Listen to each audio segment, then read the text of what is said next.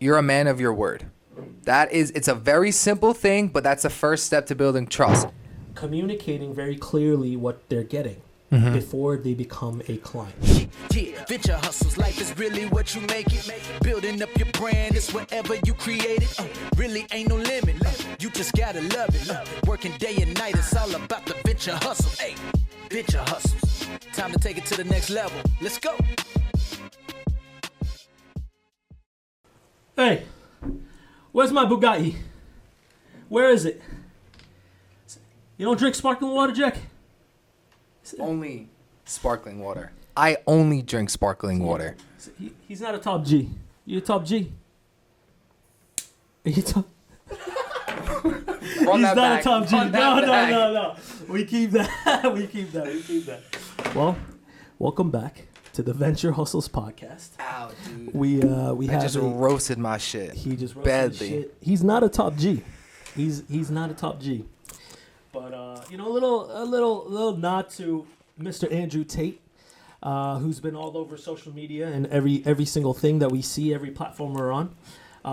So these are not really cigars. These are little chocolate cigars, and we thought we'd kind of troll a little bit. That was perfect. I love that we have that on camera. Kind of roasted my shit badly. Yeah. Well, welcome back to Venture Hustles. This is Saj and Jack, and we're going to talk about how to deal with difficult clients As a top G. as a top G. You gotta make sure you got your little sparkling water. If you're not drinking sparkling water, you're not cut out for it. But we were talking about Andrew Tate, and you were texting me about this, and you were like, yo, man, it's just he had a bunch of people create accounts and post it. So easy to do. And I was telling you it's not that crazy easy. And the reason why is because I wanted to wait till we got on the podcast to talk about it. Let me tell you. Think about all the social media influencers that have businesses that are in real estate, blah, blah, blah. It's not that difficult for them to create some sort of like a pyramid setup where you give percentages to people, and then they basically get more people to get. It's affiliate marketing. It's affiliate marketing, and then it just basically trickles down. They can set that up. There's so many people that are already doing things like that. But the reason why the top G, Mr. Andrew Tate, is super successful, and the reason why it's very, very difficult to replicate that is because, and this is why I think he's a marketing genius with this angle, right? People like Jake Paul, people like Logan Paul, and all the other people that do radical things online that make them go viral, they're looking at him and they're like, holy shit, why didn't I think of this first? And the reason why he did it perfectly is because he knows there's a major demographic that he can tap into that are going to resonate with what he's saying. It's a combination of a couple things. He has that system, the affiliate marketing system with Hustlers University, and then he is just a wild person saying wild shit. If a normal person is on camera saying regular things and still has the rest of the systems in place the way he had it, have 500 accounts, 500 people reposting the same shit on TikTok, it does not carry the You gotta same have effect. a Bugatti. You have to have one. You gotta be saying... Someone once told me they didn't like the color of my Bugatti. You know what I said? What color is your Bugatti? Jack's still in character, I guess. He's still in... Are you done with this? What? You don't have a Bugatti. No. I never complain about anyone's color either. Well, for everybody that's listening, we're not two crazy people. We just thought we'd have a little bit of fun. And but yeah, I think that Andrew Tate is pretty genius for what he did. And a real top G. A real top G. A top G. Yeah. We got Yusuf producing in the back. He's a big Andrew Tate fan. So yeah. He's, I'm not a super big Andrew Tate fan, but I think he's super entertaining, and it's cool to see new, innovative styles of marketing. But let's get on with the show, Jack. Are you ready? Are you locked in? Are you nice? I'm out of character now. So for today's episode, you're gonna eat that, or you're just gonna okay? Today's episode, which will definitely be, I think, super important. And also, especially if you're a startup or a business owner, definitely something that you've experienced or you will experience. Why are you looking at me laughing still? Thinking about you burning yourself. That's pretty like cringe, I think. It's pretty cringe. I knew Jack wanted to instantly redo that and cut that out. I was like, no shot. That was going. We keep going. But anyway, so today the premise of this episode today is to discuss how to deal with difficult clients, how to have those difficult conversations, how to deal with unsatisfied clients. Kind of like I mentioned before, I think it's only a matter of time before you encounter whether it's a difficult client or an unsatisfied client or customer. So yeah, we want to go over some of the ways or things you should consider when those situations, arise. Yeah, I think today we're going to talk about how to basically recover from a bad client situation and establish decent client relationships and different methods and different policies that you can implement. Yep. And just improve your workflow and your systems that you have in place. Maybe we're definitely going to, if this isn't your first time listening to Venture Hustles, we're going to talk about our own personal experiences, and that's where we can only talk about things that we're familiar with, and so we'll definitely touch into that a little bit. Yeah. So I think a lot of this starts with being able to set and manage the expectations of the client and or customer. Yeah, we were talking about this before, man. This is your forte. This is, you deal with customers and clients on a daily basis, you and your team at FFP. This is what we do. And I think you want to take it away, talk a little bit about, I guess, let's start with, maybe we start with good customer relations. I think let's start with expectations first. Okay. And then we can move to good, bad, horrible, so on. All right, let's kick it. So when speaking with the client, right, setting the stage or setting expectations before they purchase the product or service, right? That's, I think, for me, where expectations have to be kind of outlined. And I think sometimes what will happen, especially to the salespeople that are working off commission, is they will not say some things and maybe not properly outline the expectations because they think it's going to hurt the deal. And if it hurts the deal, it's not going to close, and then they don't get paid, right? A very common saying is not all money is good money. And in this kind of scenario, where if you don't manage or set the correct expectations, when that deal goes through, it'll only be a matter of time until something happens or doesn't happen, and then your client or customer is like, what happened? Why didn't I get this? Or why is it taking so long? Or this isn't what I understood. This isn't what I paid for. So that's also obviously like on you when you're talking to the client to be able to deliver and set those boundaries. Be very clear with your communication. Make sure they understand. Do you have any questions? Answer them as diligently as you can. And then if it makes sense, you move forward. Yeah, setting the right expectations is pretty important. I think I like something that you do a lot especially when you're on a sales closing call, let's say, with a client. And there's different ways of dealing with customers. There's basically when the pre-close and the post-close, like it's different, right? When the client is an actual client and before closing the deal, it's a prospective client. Right? Yeah. But let's just talk about one thing that you always do, and I really like that, is when you're wrapping things up with a serious client, you're always like, here's a couple things here's 2 or 3 things that you can expect from me right after this call. Number 1, you'll get an email. Number 2, you'll get this docket. Number 3, you'll get a contract and agreement, whatever it is. But you very clearly outline what exactly the client can expect from you right after the call. What are the next plan of action, next steps? And I really like that about you. And I think you do a pretty good job of that, man. Yeah, thanks. And there's really there's 2 main reasons that I do that, right? The primary reason is in that scenario, right? In that place of time, this is your first opportunity to show the person before they actually become your client, before they sign the check and send it to you, whatever it is you're a man of your word, It's a very simple thing, but that's the first step to building trust is when you say you're going to do something, you're going to do it. And that is, I am very like particular with that statement. This is what you can expect from me. And then I deliver, you know, and then when things start to get much bigger, then it's like, okay, you know what, you know, when Jack says like, I can expect this, like he's got me. So you know? so what you just said is definitely correct. That Mm-hmm. you're definitely achieving that. Yeah. But I think you're also getting something, you're showcasing something that's probably a lot more valuable in my opinion. I don't know if you thought about this like this. Go ahead. Is you're showing them what type of service they're going to receive when they're our client. Mm-hmm. You're setting the Yeah. standards. You're setting the quality of service. Of hey, I dealt with 5 other companies before I spoke to Final Free Productions or Jack, and holy shit, they don't do anything like this. This is new. This is Yeah. exciting to me.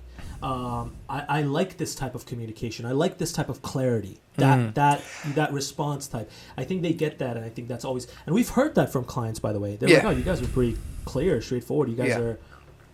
Yeah, I mean, without a doubt. I think we achieved that quite a bit. Yeah, I think like that's probably like the secondary thing that will come from that is it's very, they understand what's happening now, and then they understand like what's after, what the roadmap is, right? Because especially in like the kind of industry we are, it's like a service-based industry. I always feel like it's very important to outline and like be able to clearly communicate to the client what the roadmap looks like. You know, like we are here, we're starting, we know where the destination is. So let's say it's, you know, it's an app. Here's the destination. Okay, now here's how we're gonna get through these things. You know, here's some of the main milestones. You know, and that's the thing. You know, obviously nothing will up and happen perfect, but if they understand what the roadmap is, you'll be able to kind of clearly communicate. Okay, this is where we are. Next step is 2. Remember, we went over this on our last call. Okay, now it's this one, this one, this one. You know, so. Yeah, You know. I think you're. You know, I've known Jack for a few years now, and I think one of the things that you do exceptionally well is communication and actually keeping things very clear. You don't. You're the type of guy that. It doesn't sit right well in your conscience, at least from how I know you. Yeah. If you don't get things done on a timely manner, if you don't effectively communicate something, it bothers you. Yeah. So I admire that about you. I think you do a pretty good job, man. Well, thank you. So I think we start talking about some different types of scenarios with difficult clients or customers. Sure. Or even prospective customers. Okay. Let's do prospective first because that's easy. Okay. I think that's the easy part. So prospective clients are the clients that, let's say, are not paying you yet. They're in the pipeline. They're a lead, and your goal is to convert them into a closed lead or customer, right? But that's very important. That's a very vital stage too, because that's basically a prospective lead converting into a money-making, paying client. Yeah. Right. And it's important, when it comes to communication like that. So how do we handle difficult clients that are like that, right? I think it's very, very important to make sure that your paperwork is in line. Of course, the legal stuff. I think you don't find something off of Rocket Lawyer or LegalZoom. If you're strapped for cash, I get it. But if you got that extra dollar to spend, have a reviewed attorney, have an attorney review it. Actually tell them what you're looking to do, the type of service industry that you're in, and exactly what your clients are going to be expecting from you. Tell them your entire sales and workflow, your actual customer service management style, and what you're going to be doing, and anything. If you have a warranty process, whatever it is, and make sure all of that is clearly outlined in documentation. Yeah, because that will avoid a lot of problems that you're going to experience before you close a deal. Because a lot of those things will basically be. Yeah, if your client's being difficult or problematic, prospective client, you're going to say, hey, this is standard company policy. All of our clients sign this document. This is what we need to do. If you have any questions, you can have your attorney review this and get back to us, and we'll see if we can make modifications. But that baseline agreement that you sign with your client will basically rule the rest of the basically the lifespan of that service that you're providing to the client. Yeah. And I think that's pretty important. Also, communicating very clearly what they're getting before they become a client. Yes. That, what this is Jack's forte. Again, we've had a lot of people on our sales team that have not, in the past, that have not effectively communicated or have said the wrong thing or avoided saying certain things because it's the difficult thing to say.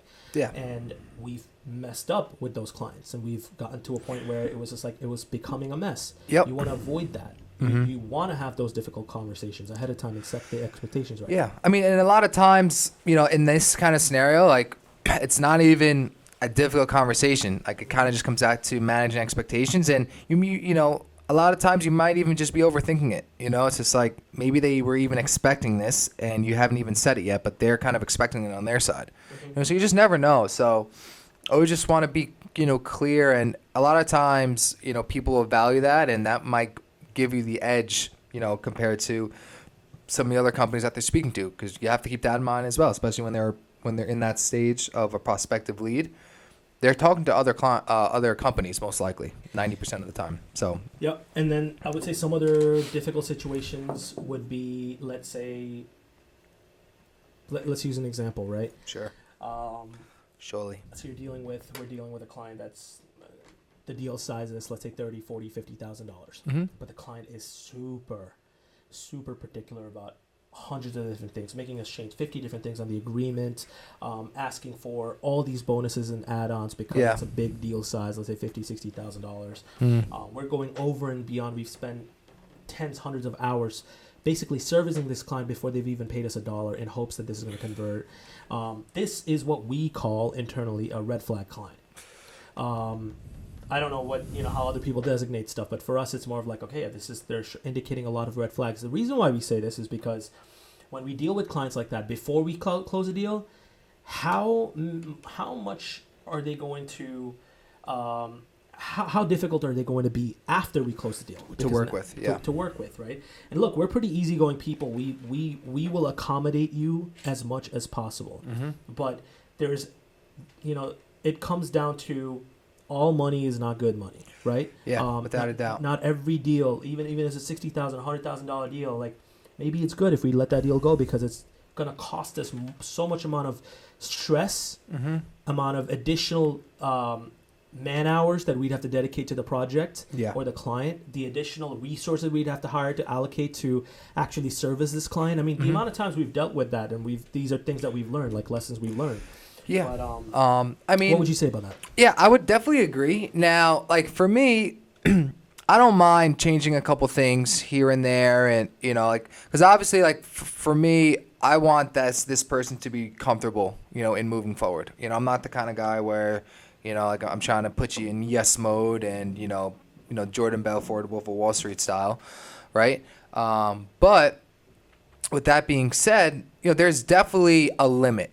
And you have to just be upfront about that, I can remember a couple of situations, where the prospective client was really trying to bargain the cost and then the amount, for a deposit.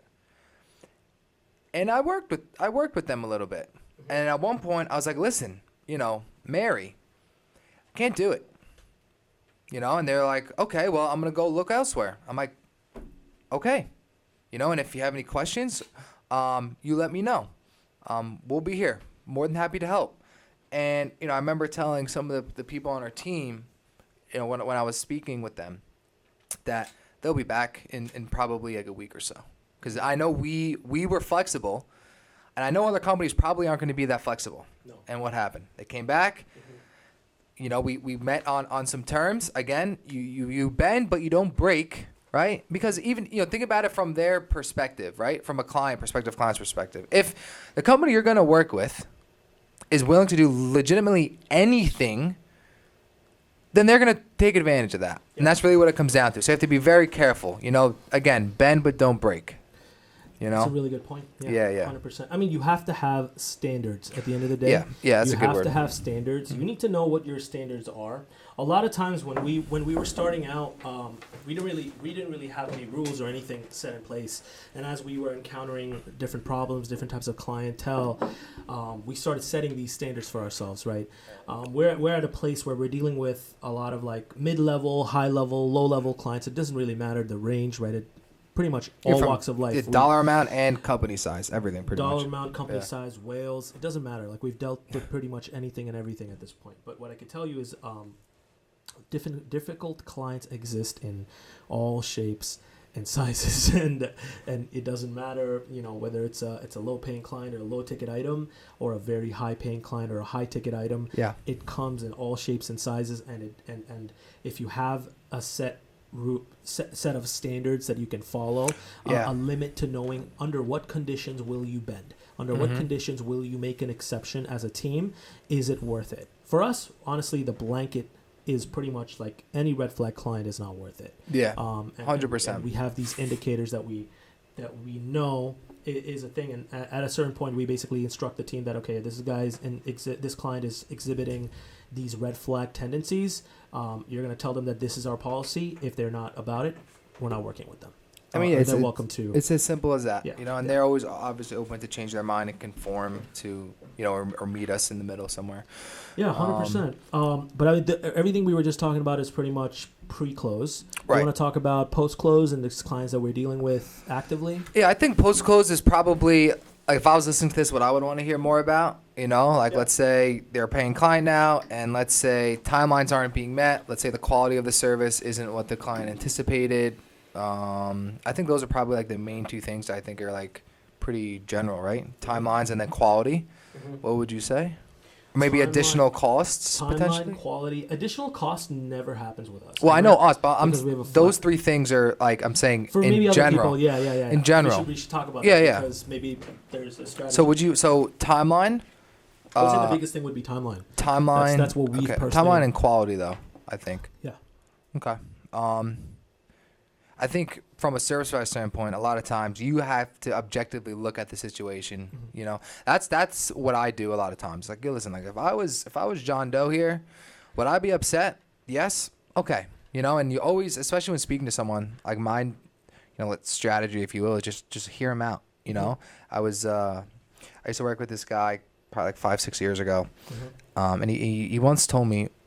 This was like in like the catering, like restaurant business, right? And sometimes in the restaurant business, you got someone that is very upset with their food, right? And they'll start snapping on you.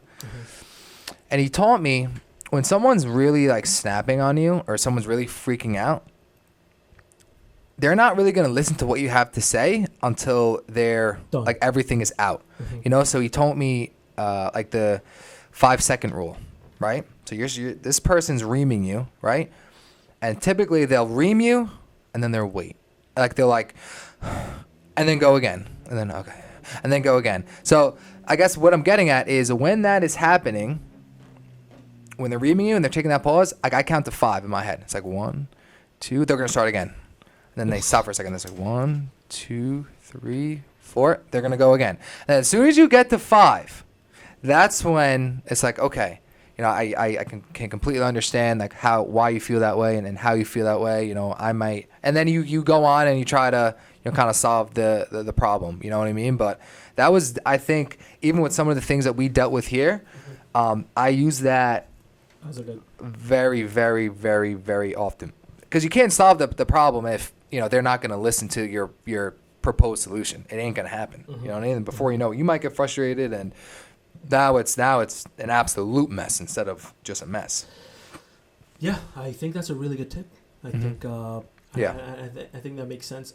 9 out of 10 times we see clients exhibit those tendencies, and that's part of the process. Yeah, I mean they're just looking to vent. They're frustrated if something was expectations were set and it hasn't been met. Mistakes happen across the board. Everybody's human. You can make a mistake. Anything can happen. Emergencies can happen. And look, clients don't care about emergencies. Let's say your company's exhibiting layoffs. They don't give a crap. They've paid you money. They want to see results. So there can be a lot of different things that you can experience and that need to be translated to the client. And they're going to be like, it's not my problem at the end of the day. So you need to know how to be able to handle that. And you want to say something? No, go ahead. What I was going to say also is, and I'm trying to do my best to kind of give a couple of just very simple tips and tricks because I think they kind of, if I was listening, it would kind of provide me the most value. One of the other things that you also want to keep in mind, right, is from a service provider standpoint, or even you're selling a product. If there's a problem, right, and you're in a place where you're calling your client and I'm about to give him him or her some bad news. Always want to keep in mind, when you're presenting a problem, you always want to follow that with a solution.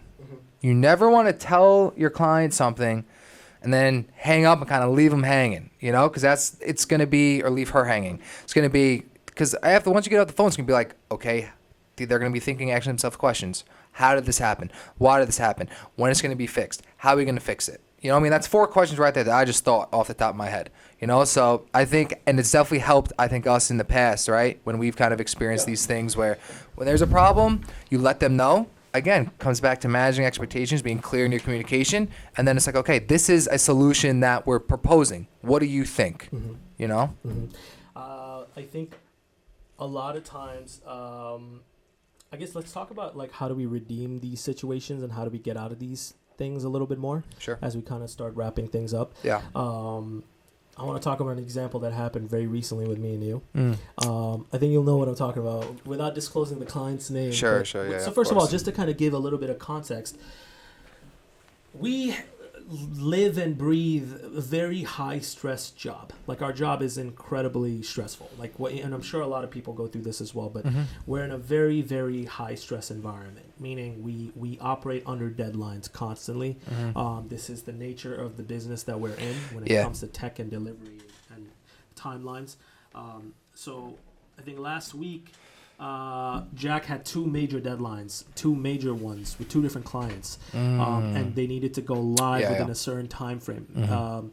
And he was kind of in a panic mode. And again, Jack is very, calm-headed most of the time, but this time I think kind of caught up to you, and it was like, we can cut this if you want. No, you're good. You're good. Go ahead. No, you're good. So it was one of those things where it was like, dude, we got to get this sorted out. And you were kind of I was like, dude, just relax. It's like Friday. I was just relax. Thursday. We'll take care of this. And not one, I knew exactly how important it was because you told me what the details were and I looked into the system. And we weren't able to find a viable solution. But at the end of the day, a lot of things come down to communication. Yes. And I told you that let's call the client up right now. We'll make the call. And both these clients were resolved the same exact way, by the way, right? Let's talk about the second one, right? Which was mostly, the one that you and I deal with. Okay. Mostly to do with the domain, right? That one was basically a client bought something, in a nutshell, without kind of going into detail. The client bought a domain on a new service and a platform that's very, very untested and very raw. Needed to launch their site or their web app, and within that certain date, because their community that they were building was kind of waiting, anticipating it. Timelines are being met. People are expecting something. So typically for us to launch a site takes an hour, not even, maybe 10 minutes as soon as we upload it, after it's been designed, coded, depending, on the situation, but yeah. But this domain was very, very, it was a blockchain-based domain, right? Very, very new. A lot of people don't know what to do. And come to find out, we did a deep dive into the client's account, and they didn't even... They didn't do the necessary things that we needed to be done in order to, publish it. So then... Basically, Jack was in a little bit of a panic mode. He was like, dude, we need this live now. What the hell? This needs to go. Jack cares about his clients, right? You care about, we all do. Yeah. But it will definitely bother you into the weekend. That was the problem, right? Because, man, we didn't address this and the client needed this, right? So I was like, let's call the client up. And then we called the client up and literally verbatim explained exactly what it is. We told them, we're good to go. We've done our part. But we didn't know that you went ahead and didn't finish this, and there were these things that were left that still needed to be done. And you know what? The client was under high stress situation themselves, but at the end of the day, we were so clear in communicating what the problem was and what we were going to do to solve it. We presented 3-4 different solutions and options that were executable right away. And the client was like, I trust you guys. Thank you for clearing it up. We're good. Yeah. And we solved it before the end of business the same day. But literally, with an hour left. And no stress, and we were good. But a lot of times, you have to, I think the biggest, I guess my tip would be communication. You have to just tell the client, be honest, don't be afraid of having a difficult conversation. What's the worst that can happen? They're going to ream you out. They're going to kind of yell, scream, whatever. That's part of being, that's part of dealing with customer service. That's customer service 101. Yeah, the other thing to point out is we literally did what we just have been going over for the last 10 minutes, is there was a problem. We clearly communicated the problem, and then like you just mentioned, we proposed 3 to 4 solutions as soon as we it was clear that everyone's on the same page as to what the problem was, right? So it's a problem, then you present a solution. And it worked out, pretty well. And I'm not sure if you want to go over the other scenario happened. I think that was the biggest highlight, right? Because we took care of the problem and we're good.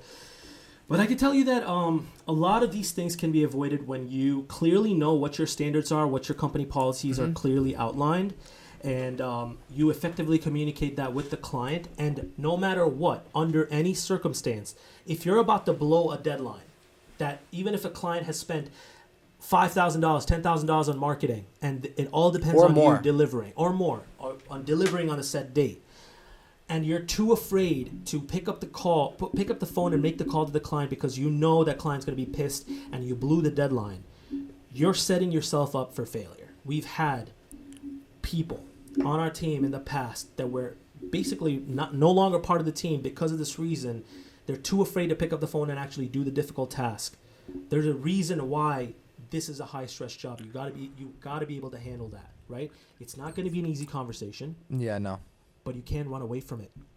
And again, we gotta be able to be clear. They're gonna be frustrated. You have to understand that, and you can understand. You have to understand that they're gonna be upset, right? And then when they start being upset, you tell them, I can understand that, and I can assure you that I know that this is a problem. This is how we're gonna fix it, and I know this is a priority. Just letting them know that that you care. And that you know the situations. That maybe, if it's your fault, you let them know that. But yeah, I understand we may have dropped the ball with this, but this is how we're going to make it up to you, and this is how we're going to move forward. You know what I mean? Just, again, they're a person. We're all people here. Everyone has feelings. Everyone, has things that they have to do. So, just about understanding that, none of that changes, Yeah. And kind of like wrapping it to, I guess, the last topic that we wanted to cover was different types of client management tools. Like, we have a lot of tools that help us on a day-to-day basis, every single day, to a lot of more so like project management that keep us on track, that make sure that we know that there's deadlines that need to be met. We know that there's materials that the client has not sent to us in order for us to meet the deadline. Yep. So whether that's Trello, Asana, Monday.com, Concord, DocuSign, whatever tools that you need to get the job done. So many. And we've talked about this in the past, but there's a couple of different episodes regarding this, but I would say for particular client management, right, it's literally a topic. No, what's the a genre of software? CRMs. Client relation management. Yeah. CRMs are basically just tools that let you manage the life cycle of the client, whether they're a prospective, or we were talking about earlier, or they're a closed lead, and they're an actual client now, and you can basically track every single thing that happens with these clients. Yeah, you're going to be able to put all the client contact information in there. Set yourself, daily tasks, monthly tasks, yearly tasks to do. Put all of your notes in there. Some CRMs even let you record and make phone calls from them. There's I name a couple: HubSpot, NetSuite, Salesforce. These are the major there's so many. But again, got to give your team the right tools to succeed. Yeah, I think this has been good. Closing thoughts on how to deal with difficult situations / difficult prospects / difficult clients. I think that was it for me. I think you should, you're probably the best person for the closing thoughts on this one. Okay. I would say closing thoughts would be this. You gotta do it with your sunglasses on.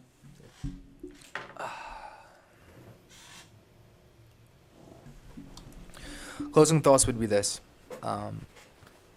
Be clear in your communication. Make sure that the client understands what they are receiving.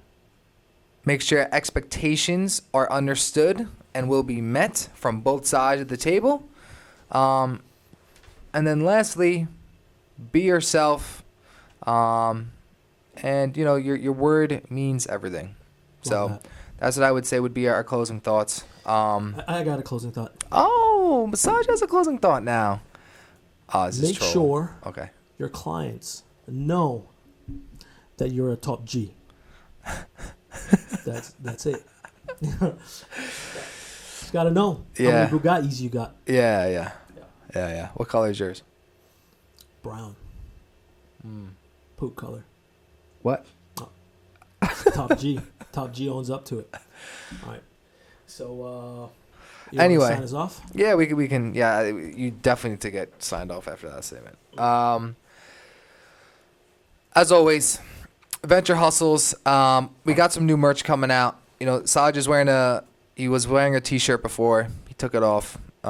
We got the mugs here. Mugs coming soon. Got some other cool stuff in the pipeline. Oh, this is actually the first time we've got or the second time we've got the triple cam action.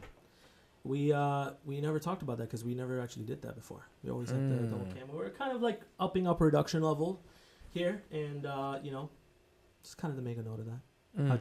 Any other notes that you think you want to make? Let us know what you think. Let us know what you think, of course. I'm a big fan of the triple cam setup, to be very honest. I like getting all them, the angles. Top G setup. That is a top G setup. But in closing out, we appreciate you guys more than ever. We're starting to hit some cool milestones in the Venture Hustle community here. So we appreciate you guys. As always, we're on YouTube, Instagram, TikTok, Apple Podcasts, Spotify, Google Podcasts, anywhere that you can find a podcast, you'll find Venture Hustles. Like, comment, subscribe, share with a friend. And then 2 more things I want to touch on here. Number 1 is if you guys are a little bit creative, want to help us come up with a slogan. If you come up with a slogan that we actually use, we'll send you some free merch with the slogan on it. And then lastly, as always, wherever you are, hope you are enjoying your day or night. And we look forward to next time. Enjoy, guys. Yeah, venture hustles, life is really what you make it. Building up your brand is whatever you create it. Really ain't no limit. You just gotta love it. Working day and night, it's all about the venture hustle. Hey, venture hustle.